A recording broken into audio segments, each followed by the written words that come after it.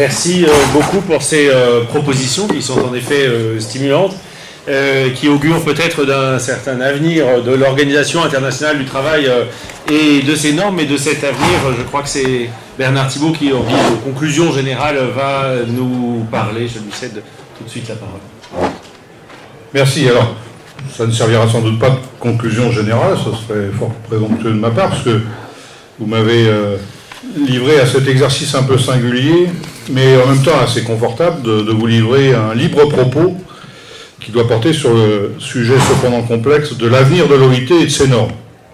Et donc ces quelques mots seront le reflet, vous le comprenez, d'un certain nombre de partis pris autorisés par cette liberté qui m'est octroyée. Alors je remarque déjà que vous me demandez de m'inscrire dans une perspective d'avenir de l'OIT. Ce qui est plutôt bien. Sous-entendu, il y a un avenir possible. Et je suis tout à fait disposé, je vais le faire, à aborder cette recherche. Sous-entendu, on exclut le schéma, l'hypothèse d'une institution mortelle ou inopérante ou paralysée dans son action. On l'exclut pour aujourd'hui, mais il ne faut peut-être pas totalement l'exclure pour l'avenir, cette hypothèse. Donc je ne privilégie pas cette perspective, bien qu'il faille avoir conscience des nombreux coups de boutoir dont l'OIT est la cible, comme d'autres institutions internationales, dans un environnement mondial complexe, on le voit. Pas uniquement à propos des débats concernant le droit international du travail. Le droit international aujourd'hui est questionné sous tous ses aspects. Et toutes les institutions qui sont quelque part redevables, tentées d'ériger du droit international, sont malmenées par des pouvoirs économiques, mais aussi des visions politiques qui consistent à dire qu'aujourd'hui, cette ambition-là est dépassée, ou ne correspond plus au monde d'aujourd'hui. Et donc l'OIT n'échappe pas à cet environnement global. N'ignorons pas non plus que l'OIT, depuis quelques années, en interne, là, avec ses trois composantes, je n'y reviens pas, vous les connaissez toutes, c'est aussi ce qui fait à la fois son originalité, sa spécificité, d'aucuns disent son efficacité, mais qui représente aussi, d'une certaine manière, un handicap. Nous ne pouvons pas faire comme s'il y avait une osmose totale aujourd'hui entre les représentants des États, dans leur complexité et leur diversité, les représentants des employeurs et les représentants des travailleurs. La vie est faite de contradictions, d'oppositions d'intérêts, d'objectifs qui se retrouvent dans les débats internes de l'OIT. On n'est pas déconnecté de la vie telle qu'elle est. Le conflit depuis 2012, ça a été évoqué, je ne développe pas, sur l'interprétation à donner à la Convention 87 quant au droit de grève, avec des employeurs qui, au bout de 60 ans, se réveillent en nous disant, dorénavant, on ne reconnaît le droit de grève que dans les pays où la Constitution ou la loi l'autorise. Bon, voilà, un changement de pied subi, qui n'est pas sans conséquence, vous le comprenez bien, sur la manière d'interpréter, d'exploiter le droit international dans les pays dépourvus de conventions, de constitutions ou de lois précisant explicitement que le droit de grève fait partie des actions syndicales légitimes. C'est la mise en cause plus ou moins régulière du travail effectué par le Collège des experts. Et c'est pour ça, alors je ne développe pas parce que je n'ai pas le temps, mais j'aurais aimé réagir aux propos précédents sur l'édification d'un tribunal possible, effectivement prévu dans la constitution de l'OIT, mais je ne suis pas sûr que ce soit des modalités qui disent le droit qui soient plus efficaces, qui résoudront en tout cas le problème politique consistant à contester ce que produisent des instances qui jusqu'à présent sont habilitées à dire le droit. Dans le schéma d'organisation de l'OIT aujourd'hui, et depuis très longtemps, il y a un collège de 20 experts internationaux qui sont reconnus par leurs compétences juridiques, je dirais, incontestables, qui sont indépendants des États, qui sont d'ailleurs tenus à un certain secret, et voire même à une abstraction de tout contact avec les mandants pour que leur délibération ne soit pas perçue comme dépendante de telle ou telle influence, qui produit des avis, des interprétations des textes, ou qui précise ce que les conférences ont voulu dire s'il s'avère que tel ou tel État a besoin d'éclaircissement. Mais c'est ce travail qui est aujourd'hui contesté par le Collège des employeurs. On conteste le fait que des experts, à un moment donné, viennent dire telle convention veut dire telle obligation, ou protège tel type de droit dans telle situation. Est-ce qu'un tribunal sera davantage reconnu? Aujourd'hui, j'ai tendance à mesurer aussi que bien des États se refusent à reconnaître toute décision issue d'un tribunal mondial, et pas simplement dans le domaine du travail. Pas simplement dans le domaine du travail. Je décide de faire ce que moi, j'entends vouloir faire selon mes propres intérêts. C'est ça qui est en train de prendre le pas, y compris dans le domaine social, ce qui est redoutable, naturellement, sur la marche du monde. Et donc, l'avenir de l'OIT, je reviens à... L'avenir de l'OIT consiste aussi à, je ne sais pas s'il faut dire réhabiliter des constats historiques ou des considérations historiques que d'aucuns estiment dépassés. Le fait que la promotion de la justice sociale participe à préserver la paix universelle, d'aucuns considèrent qu'aujourd'hui, ça n'est plus d'actualité. Or, c'est ô combien d'actualité. Il suffit de regarder la carte du monde pour s'apercevoir combien les zones de précarité et de pauvreté, aujourd'hui, demeurent les zones de tension à partir desquelles les conflits internationaux peuvent se répandre de manière très, très rapide et très brutale. Et donc, l'avenir de l'OIT dépendra sans doute de sa capacité à s'affirmer dans le cadre de référence des droits sociaux des travailleurs, dans un univers qui est changeant, pour relever des défis qui ne laissent guère de répit. Il y a aussi ce défi du temps maintenant qui est posé sur un certain nombre de paramètres. Je voudrais en dire quelques mots. Et à cet égard, le rendez-vous du centenaire de l'OIT et sa conférence en juin aurait pu être un rendez-vous politique qui compte davantage, si les travaux s'étaient davantage ancrés sur la réalité de ce que vivent les travailleurs, concrètement.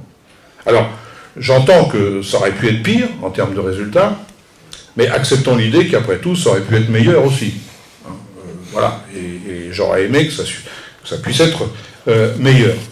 Et donc l'avenir de l'OIT, vous comprendrez aisément pourquoi, je l'imagine à partir de quelques données qui caractérisent la situation faite aux travailleurs dans le monde actuel.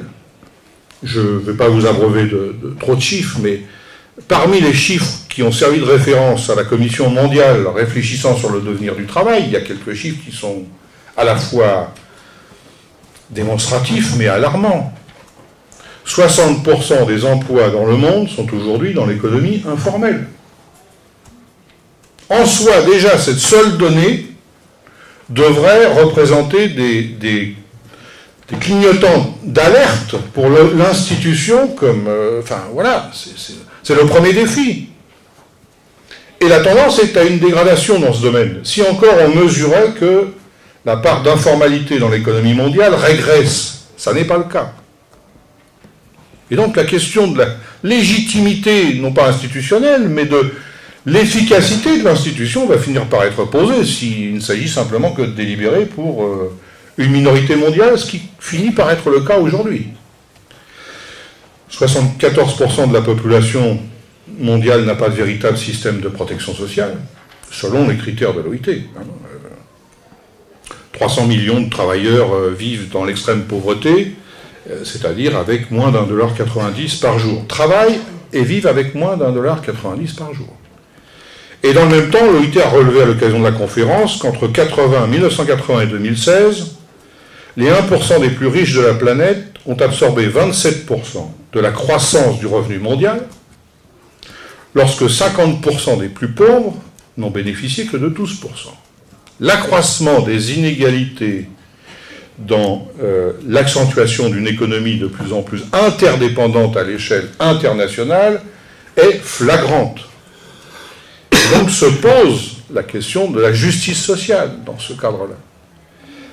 Et je m'en tiens là pour les statistiques, mais vous savez qu'il y en a beaucoup d'autres pour alimenter l'urgence. Alors l'OIT dispose désormais de 190 conventions, la 190e étant la dernière sur les violences en milieu de travail, de 200 recommandations. Et donc je crois que l'avenir va dépendre de sa capacité à rendre effective ce droit international. Je crois que c'est le défi.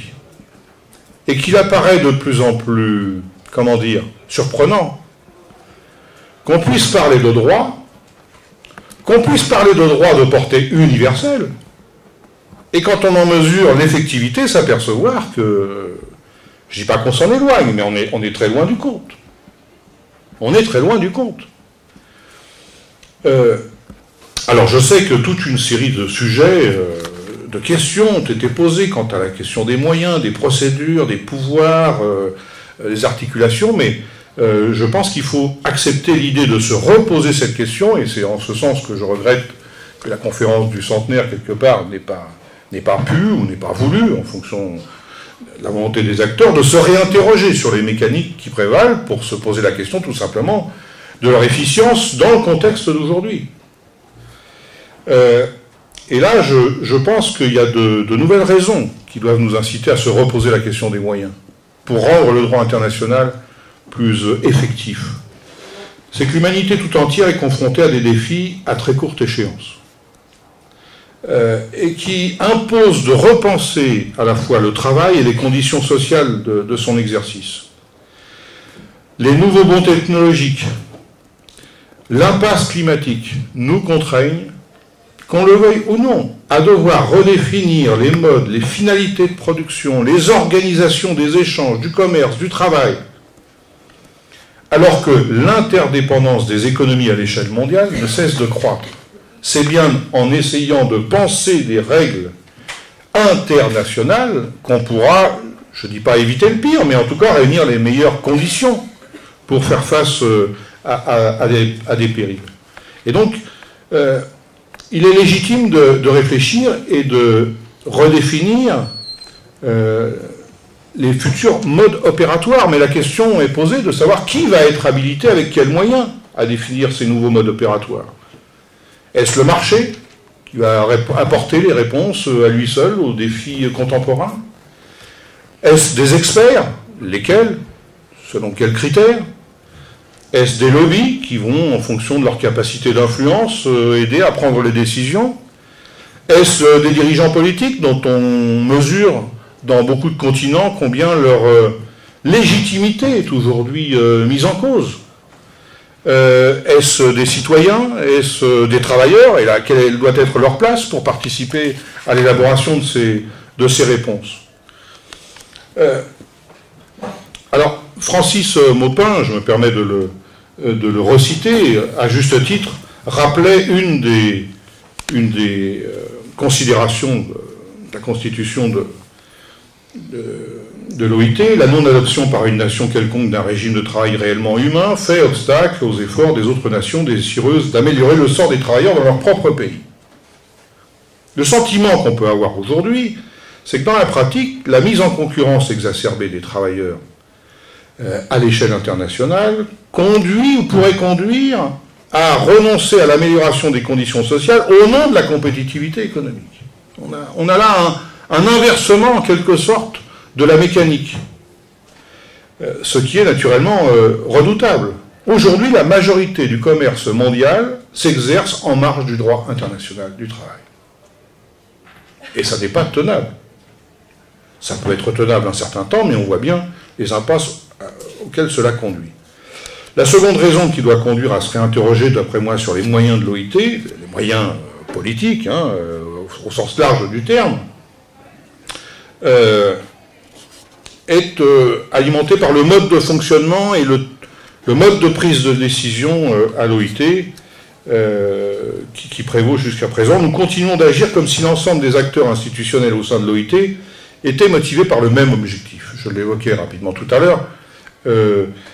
Ça n'est pas le cas, et on le voit au travers de certains débats récurrents. Et donc, à ce titre, on est très timoré dans l'utilisation de plusieurs procédures qui sont pourtant permises dans les statuts de l'institution. Par exemple, le vote. Le vote au conseil d'administration est considéré et vécu comme un échec. C'est un échec, ce n'est pas une procédure démocratique, c'est un échec. Parce qu'il n'y a pas de consensus. On n'a pas trouvé le consensus. Le consensus étant assez souvent synonyme d'unanimité, ce qui revient à conférer une espèce de droit de veto à ceux qui ne sont pas d'accord, fût-il minoritaire.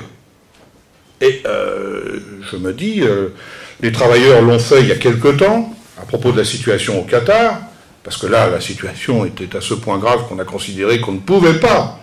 Bon, l'OIT ne pouvait pas prendre de décision compte tenu de la situation faite aux travailleurs au Qatar. C'est le sujet qui nous a incité à dire il n'y avait pas consensus, nous demandons un vote. Ça faisait 15 ans qu'il n'y avait pas eu de vote. Bon, voilà, on a des procédures. Alors je ne sais pas si un pasteur ou un shérif serait de grande utilité dans l'affaire. Hein. En plus, je vais vous dire, si on fait entrer la religion en plus là-dedans, on risque de complexifier encore un peu davantage l'exercice. Donc, ne faisons pas comme si il y avait un consensus aujourd'hui sur les objectifs, sur la promotion de la justice sociale comme le facteur de développement de l'humanité de demain et facteur préservant la paix. On a le débat, je ne sais pas si encore, j'ai vu Benoît Roch sortir de la salle qui représente les employeurs, un des représentants des employeurs à Genève, mais il n'est pas le seul. Mais débat récurrent, par exemple, à la demande des employeurs qui, à l'image des débats que l'on peut avoir sur l'évolution des législations du travail dans les cadres nationaux, que le droit du travail intègre davantage les besoins des entreprises. L'OIT n'est pas l'institution chargée de garantir la pérennité des entreprises. C'est pas son boulot. En plus, s'agissant de la défense des entreprises, je me dis qu'il y a quand même pas mal de lieux, voire d'institutions où ce sujet-là est abordé, traité, travaillé, et donne lieu à des mesures et des décisions. Donc, il y a un lieu pour s'occuper du sort fait aux travailleurs, essayons de faire en sorte que ce lieu se consacre sur son objet, le sort fait aux travailleurs. Et, voilà. Tout comme cette ambiguïté qui consiste, dès lors qu'on pose la question du droit international, la volonté d'avoir de nouvelles conventions, parce qu'il y a des questions nouvelles qui sont posées dans le milieu de travail, la réponse assez systématique de nous renvoyer, au nom du respect de la souveraineté nationale par les employeurs, à un débat strictement national. À ce moment-là, ce n'est pas la peine d'avoir une institution mondiale pour essayer de penser des règles à l'échelle internationale. Et donc, acceptons aussi cette idée que de tout temps, et je crois quasiment en tout lieu, la conquête des droits civils, des droits politiques, des droits sociaux, n'ont pas été le fruit de consensus. Ils ont été le fruit de rapports de force. Ils ont été, y compris parfois, le fruit à l'issue de conflits, et de conflits durs, même violents, en certains endroits. Des libertés ou des droits sociaux qui peuvent apparaître basiques aujourd'hui ont été l'objet d'affrontements très rugueux dans le temps. Donc, ne soyons pas non plus naïfs dans ce qui peut alimenter la polémique, au sens polémique du terme, la polémique avec les différents acteurs autour de la table. Et donc, il ne s'agit pas de rechercher le conflit par principe, ou comme un objectif en soi, mais de ne pas ignorer que certains débats donnent lieu à des conflits de vision. Des conflits de vision sur ce que doit être l'humanité de demain. Et il ne faut pas qu'au motif de l'absence de consensus, on soit conduit à fermer les yeux sur les infractions du droit au motif qu'il n'y a pas consensus pour les dénoncer. Et on arrive dans certaines situations à ce genre de situation. Alors, très rapidement, parce que là j'ai conscience que déjà vous avez entendu beaucoup de prises de parole et vous devez être fatigué, donc je vais essayer de raccourcir mon propos et je vais vous énumérer quelques pistes à travailler, que d'aucuns pourront qualifier d'utopie, mais bon, vous savez, l'engagement syndical, il est en partie animé d'utopie. Et l'expérience montre que certaines utopies ont fini par devenir réalité, parce que les événements ont fait qu'une vieille revendication, par exemple de limiter la journée de travail à 8 heures, devient aujourd'hui, dans certains secteurs, une revendication d'actualité d'ailleurs, même si c'est une conquête internationale très ancienne, même parmi les premières conquêtes. Alors, quelques pistes qui, selon moi, pourraient contribuer à rendre le droit international plus effectif et à conforter, c'est naturellement dans cette perspective-là que je m'inscris, à conforter l'OIT comme institution internationale qui ne serait pas réinventée dans le contexte politique aujourd'hui et dont on a tout intérêt à penser un renforcement plutôt que d'imaginer autre chose à la place ou que sais-je. Le premier axe, c'est de trouver les moyens pour renforcer la responsabilité des États devant les normes internationales du travail. Et singulièrement, pas uniquement, mais singulièrement sur les fondamentales. Et je n'en traiterai que d'une, celle touchant au droit d'association, à la liberté d'association des travailleurs, et au droit à la négociation collective. Tout simplement parce que c'est celle qui conditionne tous les autres. Ça a été dit et rappelé la semaine dernière à l'occasion de la publication du rapport du défenseur des droits, M. Toubon, qui présentait cette fois-ci en collaboration avec le bureau de Paris de l'OIT son rapport sur les discriminations, et cette fois sur les discriminations en fonction de l'engagement syndical. Ne croyons pas, alors que nos textes de ce point de vue-là sont, je dirais, assez remarquables. La Constitution française, le Code du travail, les conventions collectives, bref, nous sommes sur le papier garantis. La moitié des personnes syndiquées dans l'enquête du défenseur des droits répondent qu'ils sont victimes de discrimination. Donc la pratique quotidienne, on voit bien que, y compris dans un pays de droit comme le nôtre, l'écart entre le droit écrit et la pratique quotidienne, le rapport social au quotidien, même chez nous, il y a une marge. Mais, au plan international, naturellement, le constat que je veux mettre en évidence, Marjorie, ce matin, l'a évoqué, la moitié de la population du monde vit dans des pays qui ne reconnaissent pas le fait syndical et le droit à la négociation collective. La moitié de la population du monde. Et ça, voilà, encore une fois, c'est le droit peut-être qui conditionne tous les autres. Et on ne peut pas, ou on a du mal à être compris lorsqu'on parle de droit fondamental, de portée universelle, lorsqu'on plaque cette réalité. Alors, en nombre de pays ayant ratifié la Convention 87 et 98, on peut dire qu'il y a une grande majorité de pays qui a ratifié la Convention. Et donc, on est à peu près à jour. Mais si on le prend en termes de population, si vous enlevez la Chine, les États-Unis, l'Inde, la plupart des pays du Golfe, vous comprenez bien que, un, du point de vue population, il vous manque du monde, et deux, du point de vue du commerce mondial, ça représente aussi une grosse part du commerce mondial. On a donc un commerce international qui, pour une grosse proportion, s'exerce en privant les travailleurs de ce droit fondamental de s'organiser et de s'exprimer sur la nature de leur travail, leurs conditions de travail, et de participer aussi à l'élaboration des réponses nouvelles sur les défis que j'évoquais. Là, je vais faire maintenant en style télégraphique, j'ai conscience de la pression qui repose sur mes épaules.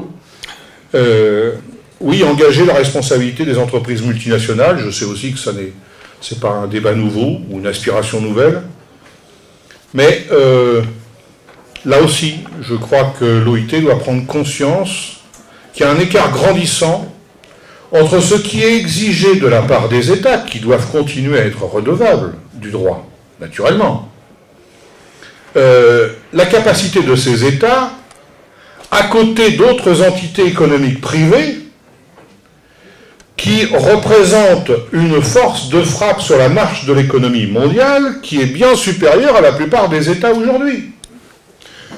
On recense à peu près 80 000 multinationales et on considère que très bientôt, un emploi sur 4 dans le monde dépendra de la stratégie de ces multinationales.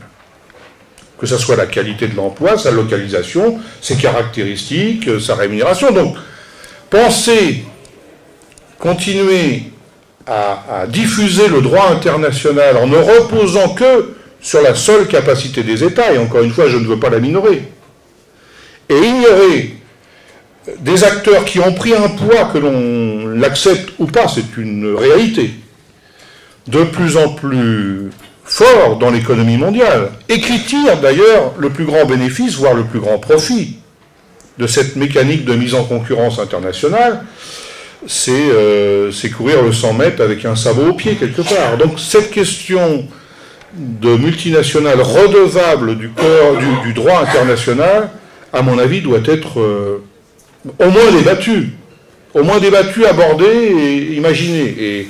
Et pourquoi pas l'édification d'un corps d'inspecteurs internationaux qui seraient spécifiquement chargés d'examiner ce qui se passe sur les chaînes de valeur. Mettre en place une clause sociale dans les accords commerciaux internationaux, là aussi, peut-être que pour certains, ça peut apparaître une banalité que de le réénoncer. Et pourtant, je crois que dans les critiques légitimes qui sont faites à la manière dont les accords commerciaux sont négociés, très souvent dans la grande confidentialité, l'absence de prise en compte, là aussi, de la dimension sociale, participe à la critique légitime. Et de ce point de vue-là, l'OIT aurait toute légitimité à être un acteur reconnu pour souhaiter intégrer tel ou tel paragraphe, telle ou telle obligation, ou attirer l'attention sur telle disposition qui pourrait lui apparaître contraire au droit dont personne ne conteste que l'OIT soit la plus légitime à s'exprimer en matière sociale. Assurer la primauté des règles sociales dans l'ensemble des institutions internationales, là ça fait référence, on l'a évoqué durant la journée, le parallèle avec l'OMC, le FMI, ces dernières années quand même, il est stupéfiant de constater que certaines institutions mondiales, dans leur action, exigent de la part de certains États des décisions qui les mettent en infraction avec les normes internationales du travail. Bon, je ne rentre pas dans le détail, je vous ai promis d'être succinct, mais vous comprenez, et à ce titre-là, naturellement, vous comprenez que je milite pour que l'OIT soit au rang 1 des obligations des institutions internationales. On ne devrait pas pouvoir faire du commerce en ignorant les règles sociales. On ne devrait pas pouvoir prêter de l'argent en demandant en contrepartie de rogner sur les droits sociaux des travailleurs, ce que fait le FMI depuis quelques années. Il y a un sujet méconnu qui peut apparaître technique, mais qui est quand même politique, c'est le problème de l'articulation entre le droit européen et le droit mondial. Il y a là une zone grise. L'Union européenne, qui est producteur de droit, n'existe pas aux yeux de l'OIT. Non pas que... Mais l'OIT reconnaît les textes, les lois, les règlements, et a des procédures permettant d'alerter à l'égard des États, mais il n'y a pas de procédure à l'égard du droit produit au sein de l'Union européenne, alors que le droit de l'Union européenne, par ses différentes institutions, peut produire des décisions qui ne sont pas forcément en conformité, voire même qui peuvent être en contradiction avec le droit mondial. Je pense à l'affaire Laval-Viking, par exemple, qui donne la priorité du droit de propriété sur la reconnaissance, la liberté d'exercice du droit de grève parmi les libertés syndicales, par exemple. Et puis, enfin, mais je conviens que tous ces axes ne sont pas des axes exhaustifs, il peut y avoir de multiples autres idées, mais je l'ai évoqué, modifier les procédures de prise de décision à l'OIT, parce que si le mot consensus peut être priorisé dans la recherche de consensus, encore une fois, on n'est pas obligé de faire en sorte que l'humanité avance à coup de choc frontal. Mais en l'absence de consensus, il faut quand même être en capacité de prendre des décisions. Encore une fois, parce qu'un certain nombre de défis ne vont pas attendre que nous soyons prêts à prendre des décisions. Or, un certain nombre d'enjeux sont liés. Les enjeux climatiques sont liés aux enjeux sociaux. C'est maintenant communément un peu plus admis par l'ensemble des acteurs. Et si on veut trouver des réponses, encore une fois, il faut reconnaître aux travailleurs la possibilité d'intervenir sur ces enjeux-là. Donc il faut ouvrir les bâillons. Donc recours au vote plus systématique, la Cour internationale de justice, qui fait partie aussi de la constitution de l'OIT, le 37.1, il y a eu un débat là-dessus, ça nous a été refusé. Mais encore une fois, je crois que ça renvoie au refus aujourd'hui d'un certain nombre de pouvoirs politiques nationaux à accepter l'idée même qu'un droit international puisse s'imposer à leur propre logique et à leur propre délibération. Et là, encore une fois, il y a un côté un petit peu effrayant sur notre capacité à maintenir la paix, puisque comme l'histoire de l'OIT nous l'enseigne, travailler à la justice sociale, c'est préserver la paix, et donc renforcer l'OIT, c'est préserver la paix. Je vous remercie.